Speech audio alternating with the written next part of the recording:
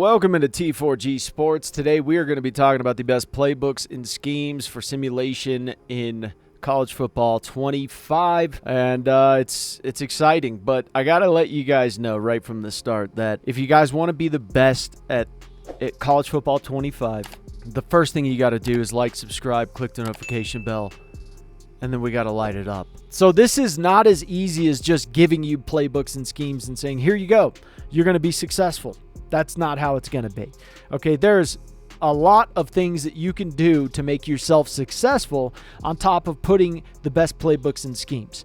What is the major difference between Madden and college football? All of you should be able to say this right off the top of your head. Overalls. In Madden, if you're 5 overall points ahead, that's like, wow, you're pretty good. You're watching our trading videos, our scouting and drafting videos, and you're watching our free agency videos. You're a beast, right? And our contract videos. In college football 25, there's 1,000 teams compared to only 32.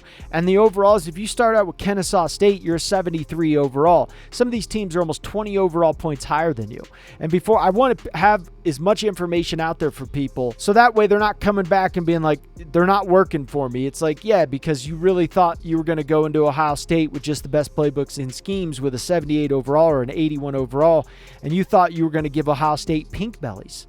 Like, did you really think you were going to go into Georgia and give them noogies just because of the best playbooks and schemes? No, there's a process to this, and you need to make sure you're doing everything correctly to give yourself the best opportunity to win. Next tip for you guys to make you the best with your playbooks and schemes. Schedule like the SEC. Florida, for the first time in over 30 years, scheduled a non-conference Power 5 away game against Utah last year. Why do you think that they haven't done that in 30 years? Because last year when they did it, they lost against Utah. That's number one. I'm always going to schedule a home game if I have the opportunity to do so. And I'm always going to schedule someone I think I can beat. So the best playbooks and schemes are not something you can just add these up and go, oh, I'm going to win now. I could start advancing and then I'm going to win. No, you're not. You're going to lose because you don't know how to actually simulate. That's a big thing. So my favorite is Michigan Pro Style, but you could also do Texas. You could do Michigan State Pro Style. There's a lot of them. You can do really good work with those. Now, some air raid playbooks are good as well.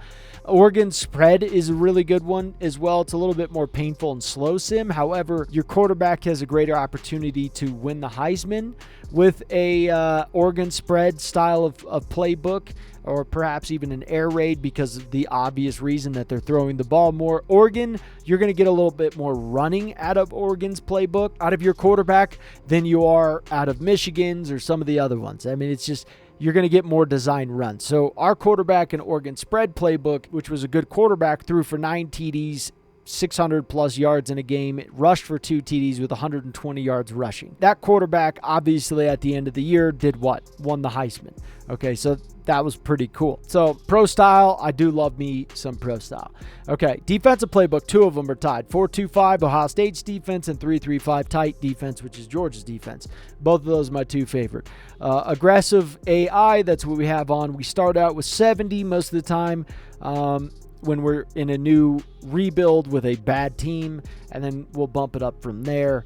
And that's just basically what we do. I'm at a 75-60 right now, and I'm doing pretty good. So what you want to do is you want to jump into each game every single week and advance inside the game. If you advance outside of the game, you are at risk of losing, even if you're a really good team. Go ahead and take a random dynasty, just create a dynasty, advance.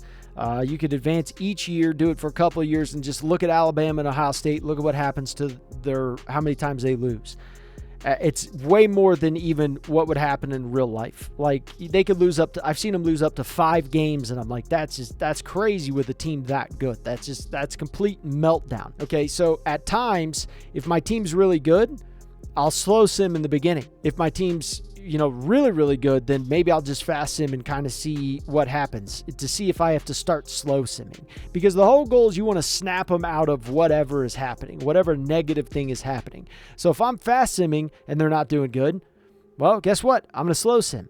If you're a really bad team, slow simming defense is probably a bad idea. You want to fast sim because you have a greater opportunity to actually stop them compared to slow simming. Maybe you then want to slow sim offense, fast sim defense.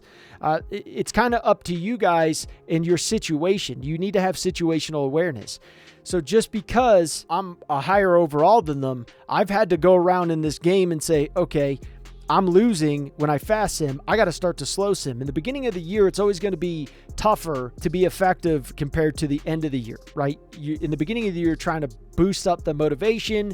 You're trying to boost up your stadium. You're trying to do everything in your power to make your team just play better. And that's the same thing I'm doing here. There's times where I'm like reading it and I'm going, okay, we're just not effective on this side of the ball. When I'm slow simming, I'll fast sim, or vice versa. So at the end of it all, it's really situational awareness. I was fast simming in the beginning, it's completely struggling. Okay. Then I said, all right, I'm going to start to slow sim to get a hang of the ball. Then they started making mistakes.